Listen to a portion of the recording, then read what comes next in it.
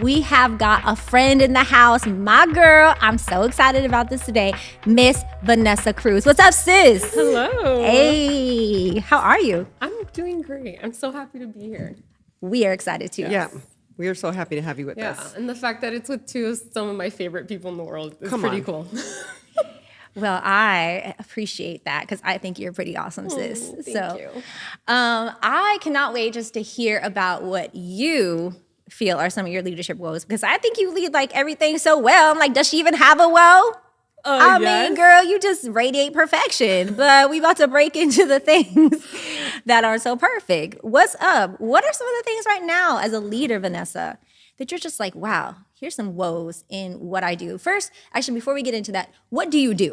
So tell us about what you're doing, because I know you do a lot. Yes. So I am currently actually on a sabbatical. So I am resting. I have been serving in the church world, in ministry specifically at a church staff at Revive for 8 years. And so now I am, they have so gracefully empowered me to take some rest and to really, you know, have some time to be alone with Jesus. So it's been really good.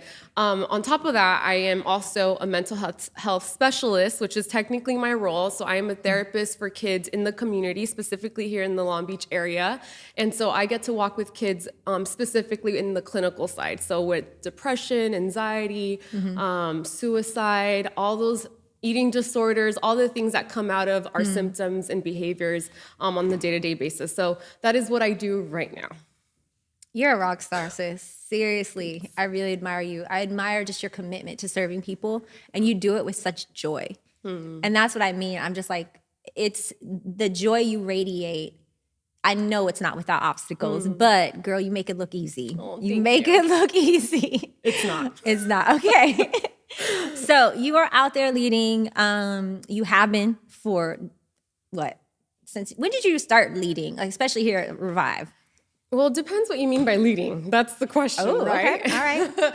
I think so often we think leading is when you get the title and the role. But for me, I started leading the second I decided to just serve and be a servant here at specifically my local church Revive. And so for me, it was as a youth. Like I started serving as young as a high school student simply by just being a light in my community, which was my friends. And so I would bring friends to youth group. That was the way I started. And then from there, I was just already being completely loved and encouraged and empowered by so many people around me here at my church. And so from there, I then stepped into new roles like being a mentor for youth. And I was a college student at the time. So I loved that idea that I got to walk with young people and be able to encourage them in their journey as I was also still growing up. And so after college, sure enough, God called me out and he, provided an opportunity for me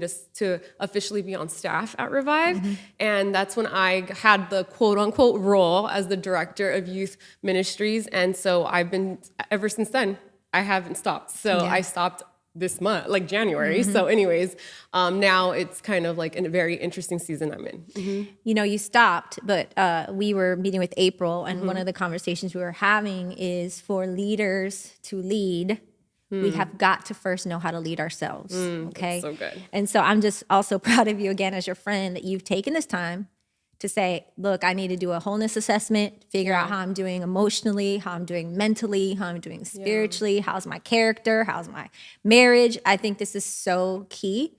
And again, once again, you're modeling just dope leadership, sis. So Thank you.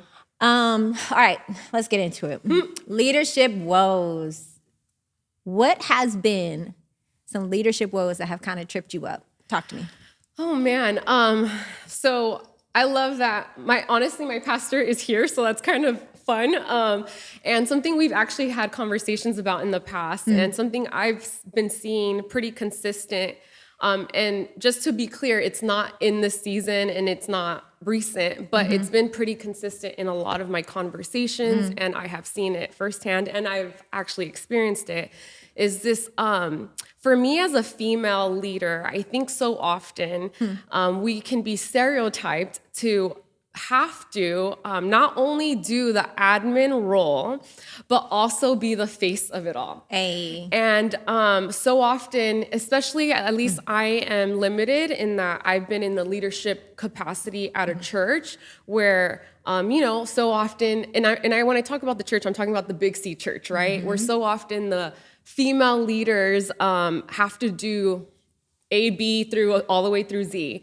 Whereas in the male leader gets to, sadly, do just the A and B, and someone else takes care of the rest. That's not often talked about, and sadly, I think what I have seen is that there's been a lot of female leaders that have felt unappreciated, and felt like their work done behind closed doors isn't being seen.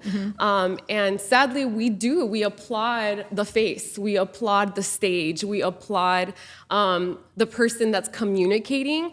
But I have learned, and I 100% know that a lot of the true leading is really behind those closed doors, right?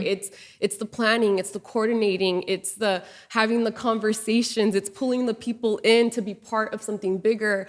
And so for me, I have learned as a female leader, it has been frustrating and it has been hard.